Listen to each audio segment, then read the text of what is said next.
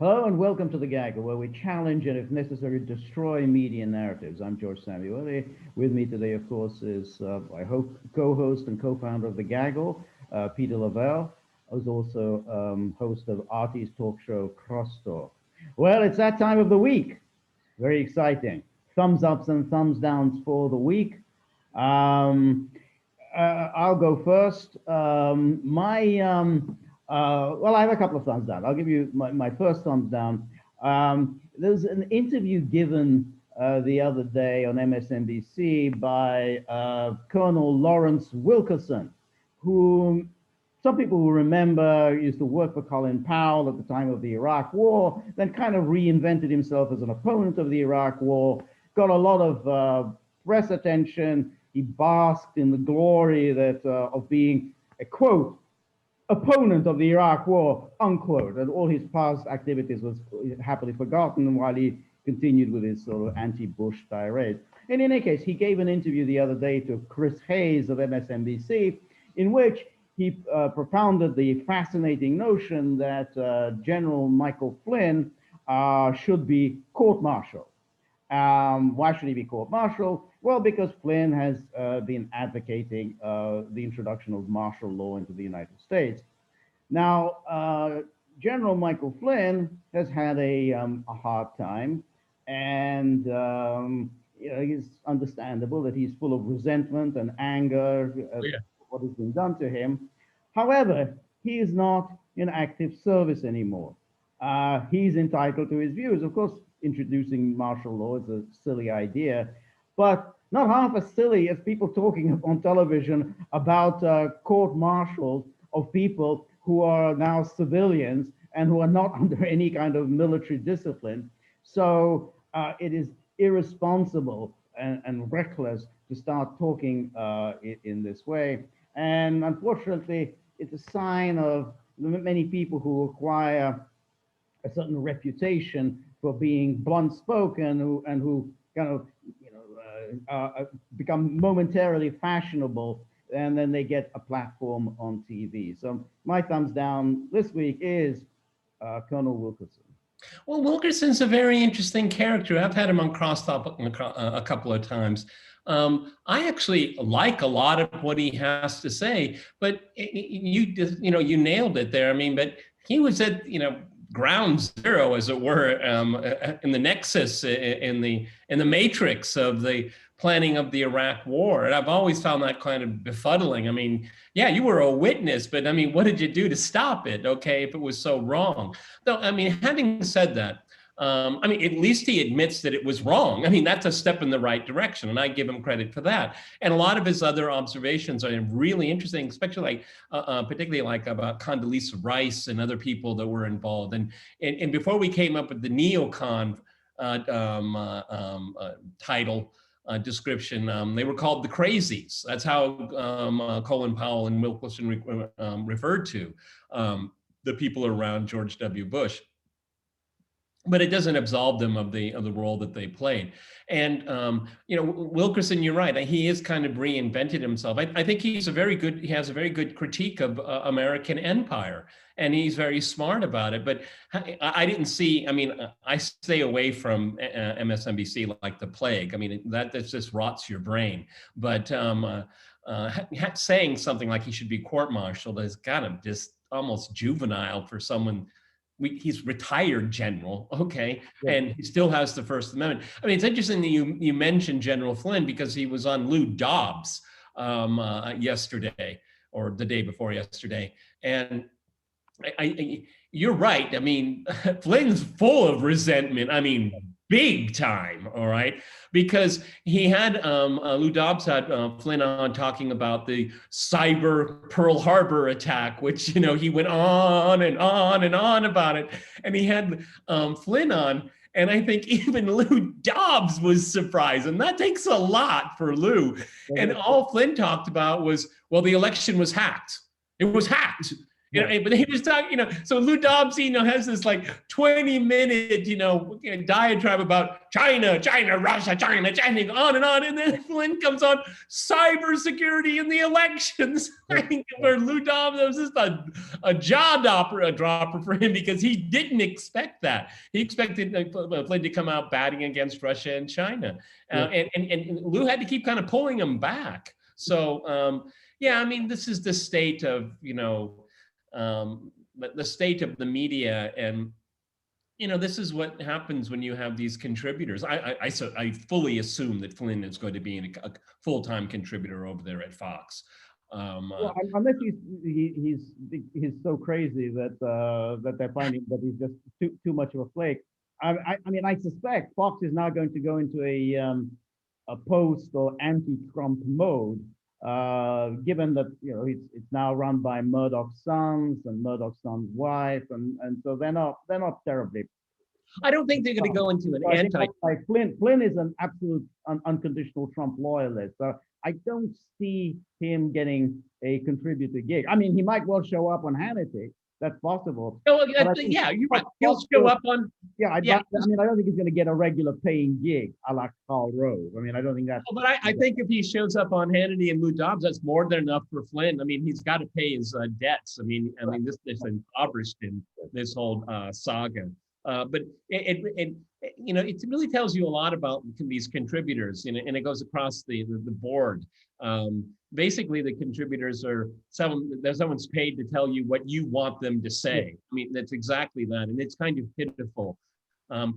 Just think about it, everyone. How often does the contributor disagree with the presenter? It almost never happens, except for what was the woman that threw the election for Hillary, and she was. That black woman, she was. Donna Brazile. Donna Brazile. She's a paid contributor at Fox, and she was on Hannity once, and that was a bloodbath. You never saw her on there again. So it's said. They have these Democratic Party talking heads. They're there to spout the Democratic Party talking points of the day. They're a whole bunch of those people. That's their job. And what cliches is the Democratic Party coming up with today? Cliche 1, cliche 2, cliche 3. Thank you very much, Donna. Look forward to seeing you soon. So I think that's their role. Yeah, but it just shows the banality of it all, because I guess nominally a contributor is an expert, but no, they're not. They're just it's hackery. Okay. Exactly. And I mean that. The number of times you have these contributors on Hannity and on Laura, you feel the blood pressure building up. It's just like, why are you doing this? This is such a waste of time. Those people, the ones who are on Hannity, and their job is there as sidekicks to Hannity. They're there to agree with Hannity. Yes, you're absolutely right, Sean. That's their job. And they should just be called Ed McMahons. The Johnny Carson. Okay, that was a good joke. That's right, and exactly that. It is like Johnny Carson. I think anyone who has come on Hannity and has then disagreed with Sean, he never comes on Hannity again. I remember he was on Pat Buchanan. This was years ago. Pat Buchanan was on, and Hannity went down. Israel is our best friend in the world, and he just I think I saw that. Yeah, I remember seeing it. And he was like, no, and you can't.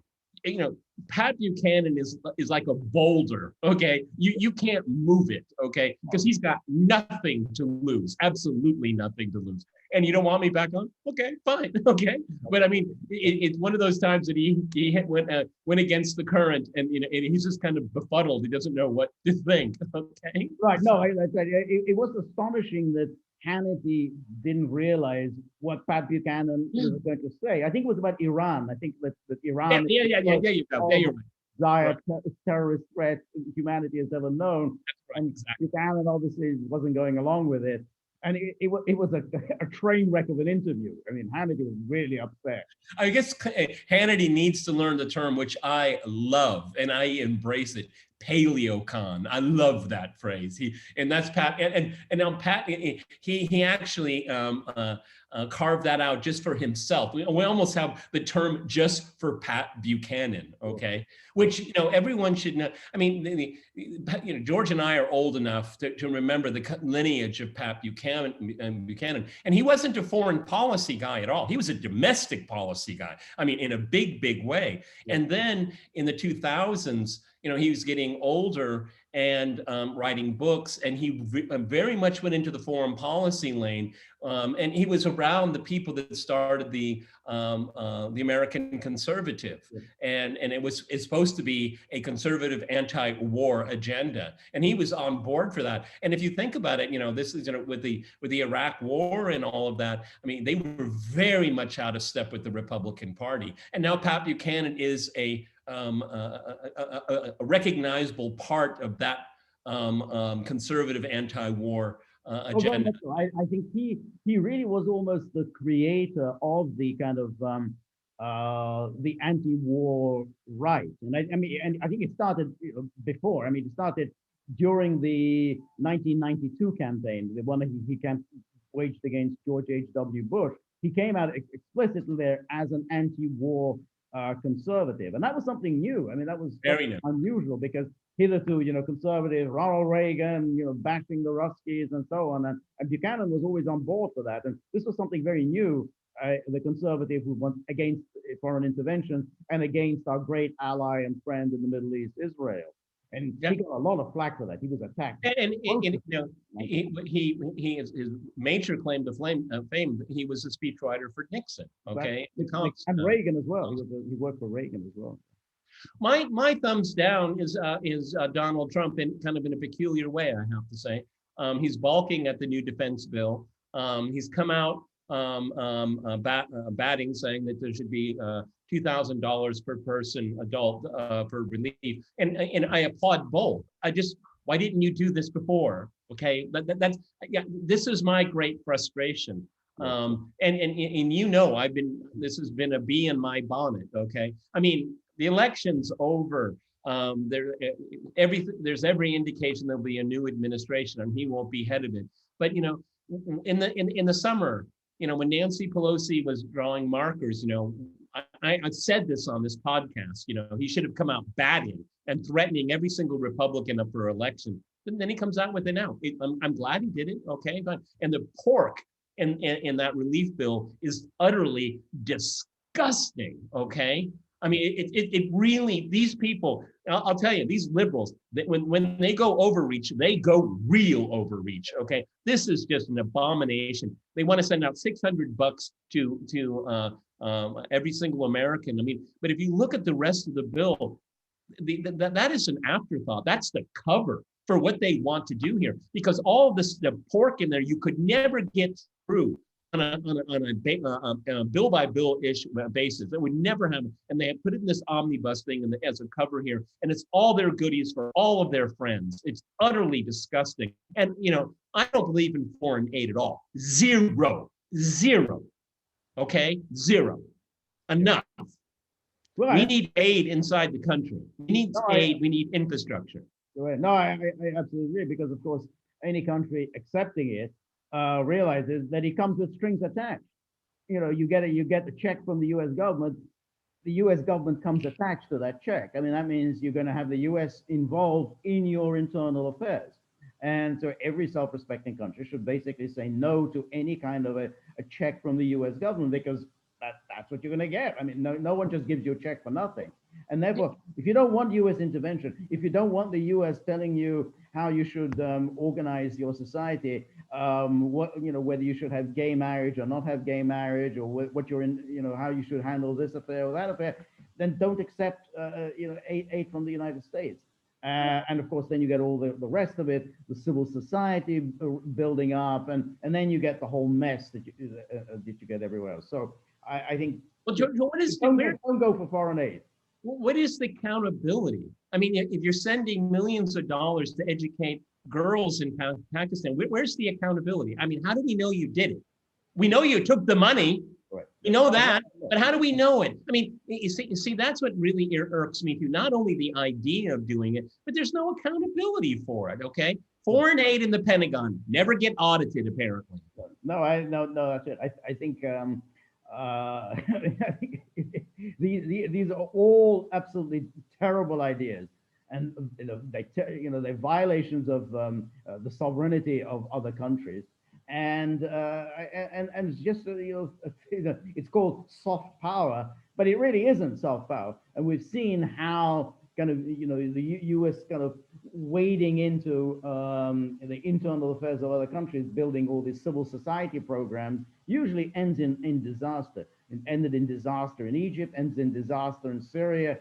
It just basically just say no to checks from the United States. Your turn.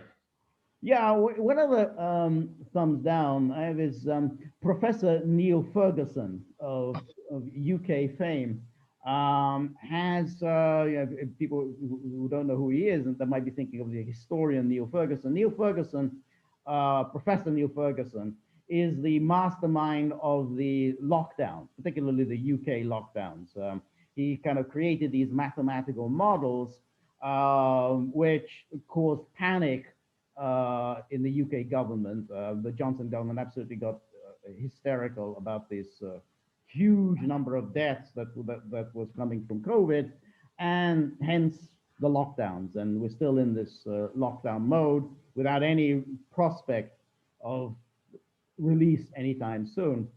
But he's just given a rather interesting interview to the Times of London, in which he openly speaks admiringly of the lockdowns from China, which is where he got the idea for the lockdowns in the first place, and says that he's kind of astonished that the Western societies accepted the China lockdown model. He sort of suggested it. He didn't actually think that people would accept it, because hey, that's China. We know it's a communist dictatorship. This is the Western democracies. Of course, we're not going to accept it. I just put this idea out there. But to his astonishment, it was accepted. So the Chinese model that he recommended was kind of blindly accepted by the Western societies. And now we're living with these lockdowns. In the meantime, the Chinese are kind of happily, producing and making a bundle of money, while the Western economies are continually spiraling into downturns. So that was kind of an interesting disclosure that his admiration for China, and even his surprise that the West just accepted it as blithely as it did. Yeah, well, and what's interesting, I mean, I haven't seen the interview, but what I take from what you're saying here is that, well, the China model worked in China. They're not wearing masks anymore, okay? And their GDP is up, their productivity is up. They put COVID in the rearview mirror, okay? That can't be said for the industrialized West. So, I mean, it's interesting. I mean, what made the Chinese model work in China and didn't work in the West? Okay, maybe. I mean, and obviously, I mean, the more we go into this, the whole idea of a lockdown was the worst thing you could do. What you should have done, and we're not scientists, but I think we're smart enough to apply common sense and protect the most vulnerable, protect the elderly, protect people with preconditions, and that's it. I mean, I was in the Moscow metro system a few hours ago, and it's the weekend, it's packed, and the biggest holiday of the year is New Year's, not Christmas. And this is an Orthodox country; they'll have Christmas after New Year's. That's kind of fun for a Westerner. But people, children, young people are not wearing masks because there's no reason to. Why, unless they want to look like, everyone else and dress up and be an adult or something like that. But parents are not forcing children to wear a mask because it doesn't affect them. I mean, and that's the common sense approach here. And so, that's right. That's right. I mean, what for me, and we'll talk about this tomorrow on Crosstalk, is it's our elites failed, our media failed. Okay, it's not these plans or anything, because all of the quote unquote lockdowns, well, there's always exceptions, right, for people that make the rules. Okay, then you have the exception, and there's so many glaring examples of it now. I mean, it's cannon fodder for Fox, 24/7. and rightfully so, because the hypocrisy of it all it's so glaring. And this is just the latest layer of hypocrisy, George. Okay, it's not just everything came together on this one. No, this is the one this is the bow on top. Is that even this? Okay, okay, we don't understand why the elections don't work anymore. Why is the media so biased? Why did they go after one guy and they don't go after someone else? Why do some people go to prison and some people don't? Why are some leakers considered patriots and others are considered traitors? I mean, they really have a low opinion of citizenry. They really have a low opinion, and they're so gregarious now about how they present themselves, because we can do this with impunity, okay, but not you, okay. I mean, this is what it's gotten down to. I can't speak to the Chinese lockdown. I don't know enough about it, okay. But I do know, and multiple sources have confirmed it, is that they've gotten past it. Okay, so I don't know what was special about, it was a lockdown with Chinese features, as they like to say. I don't know. Okay, but I do know in the Western world it's been an utter failure because the elites failed. They failed. It's been a failure, I think, for the obvious reason, which is that it was an exaggerated, disproportionate response. And again, the cure cannot be worse than the disease. If you've got an ingrown toenail, you don't cut off your foot. And I think that that these lockdowns, which have caused all kinds of other social and medical, psychological problems, have just simply not done the job that they're supposed to do, because the virus continues to spread. And why does the virus continue to spread? Because that's what viruses do. Viruses are infectious. That's it. I mean, we know this. I mean, we know that's what viruses do. They are highly contagious. And how have humans dealt with viruses in the past? Well, eventually, you get what that term herd immunity, which is that basically, a large proportion of the population has it. They build up antibodies against it, and they no longer transmit it.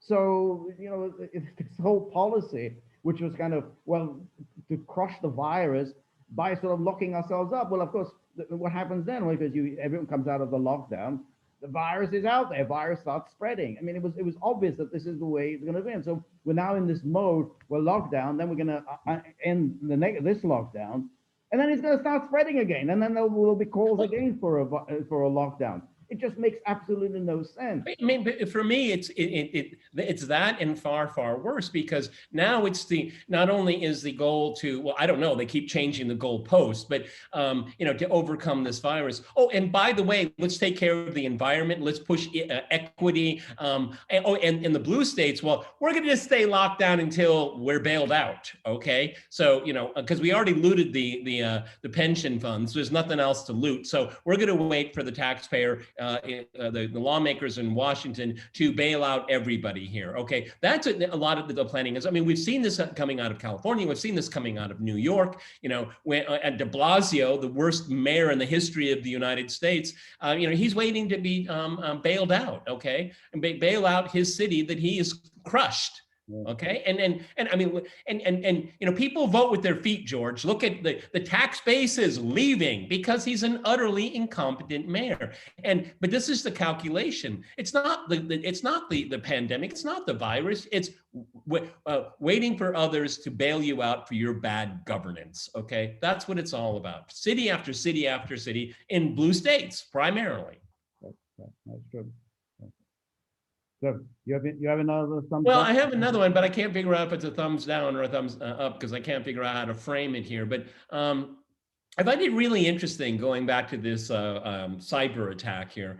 And the more they report on it, it's been going on for like 6 months, maybe years, George. Okay, but all of a sudden it's a big story now. It's all over the place. But there were people in the service of protecting the country's infrastructure from cyber attacks. You're telling me that for something that is so massive and so pervasive and been going on for so long, that just suddenly came out now. I mean, if Donald Trump, picks his nose, it's a news flash, okay? I mean, it's all over the place, okay? So how is it, this has been going on, the breadth of it, the length of it, and we just hear it now. Oh, I think I know why. There's a new administration coming in, okay? That's why. And this is again what we saw what they did with Trump. Okay, the Russians meddled in the election. What are you going to do? Are you going to lecture Putin? Are you going to tell him to knock it off? Look at what Biden is saying right now. Well, I'm going to tell Putin to knock it off. Okay, is this a remarkable repeat? Remarkable repeat.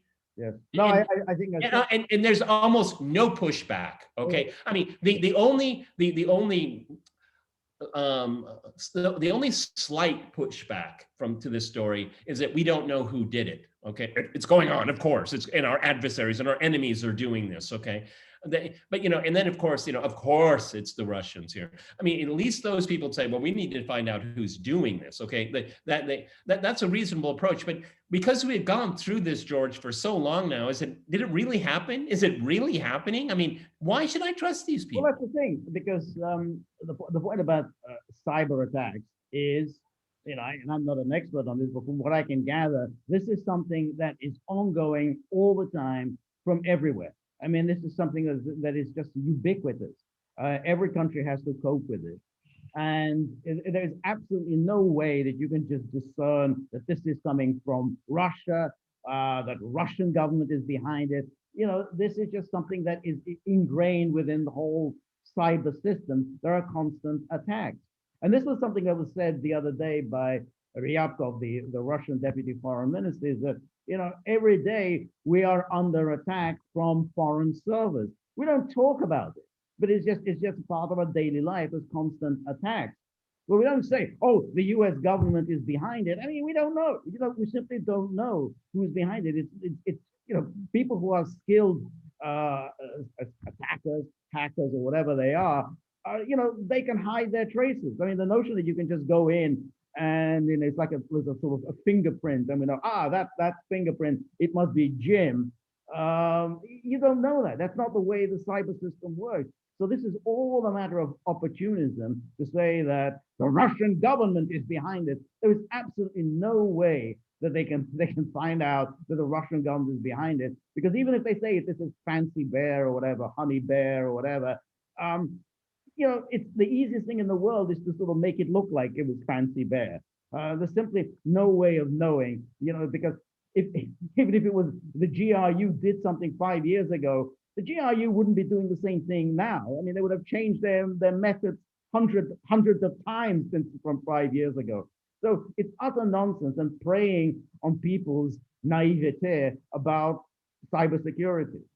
Well, absolutely. And what bothers me is that, again, why now? And what is the agenda to release this information now? Is it another feeding trough moment for the intelligence community? We need more money. We need everything. We need to read everything. We need, what's their agenda in reporting it right now? Obviously, I don't think they have to worry too much about Joe and Kamala Harris. I think they're going to basically just fold every second to whatever these people want here. But I mean, is this just another scare to show that we have internal enemies and we have external enemies, and we have to listen to what the authorities have to say, and and we started out with Flynn calling for martial law. The people that are leaking this, they're the ones that want martial law, okay? Because they have the higher cause, okay?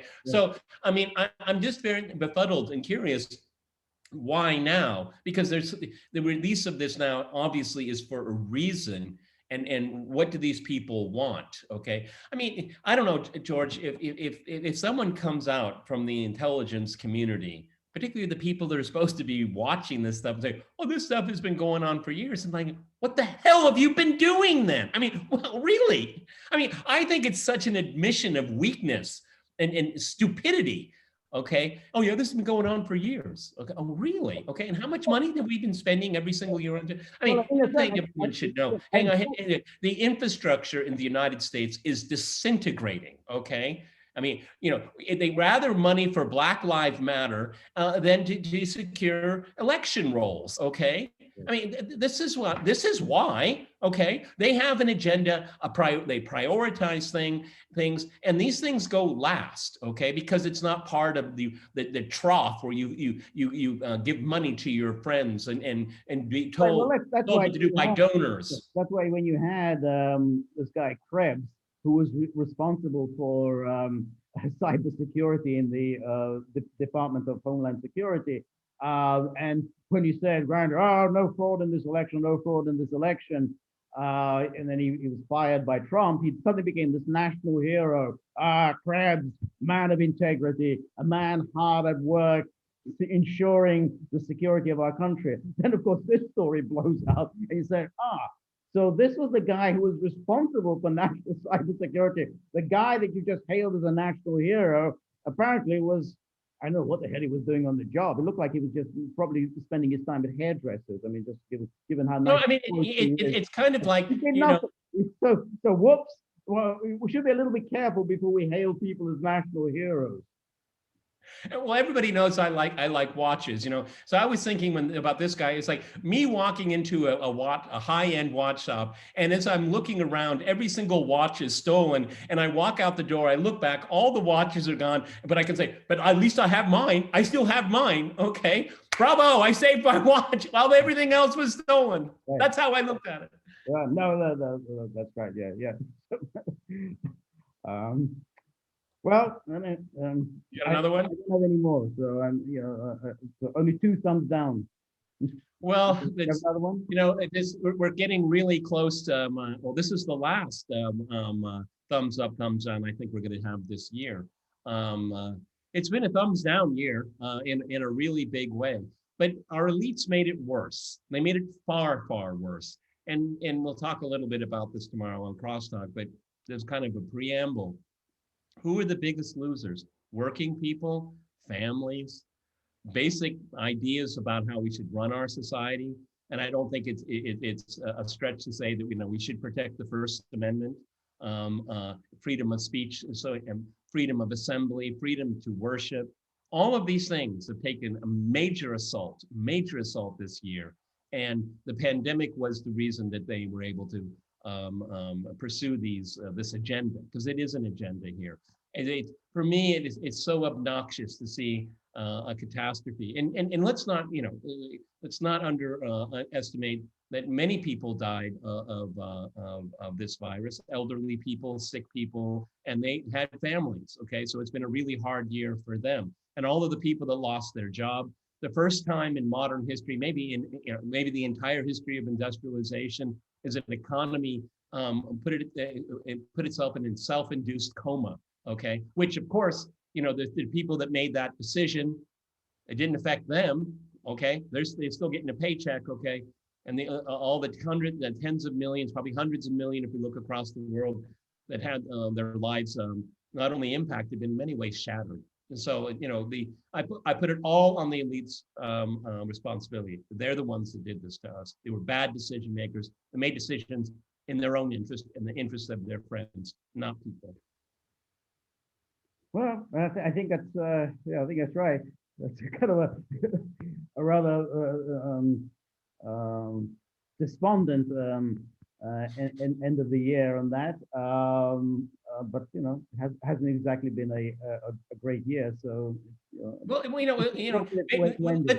let's maybe just demand some more accountability. Okay, but that's all. Okay, that more accountability, because if you don't, there's such a thing as the pitchfork. Keep that in mind. All right. Well, thank you very much, Peter. That's the thumbs up and the thumbs down for the week. Looks like the thumbs up and thumbs down for the year as well.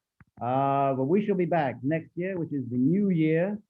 And I mean, for thumbs up, thumbs down. You're gonna see us before then. Okay. Yes, exactly. We will of course be exactly before that. But the thumbs up and thumbs down will be back in the new year. And we'll be hoping that there'll be more thumbs ups than thumbs down. So thank you very much. Remember, if you like the gaggle, please like, share, and subscribe. See you soon. Bye.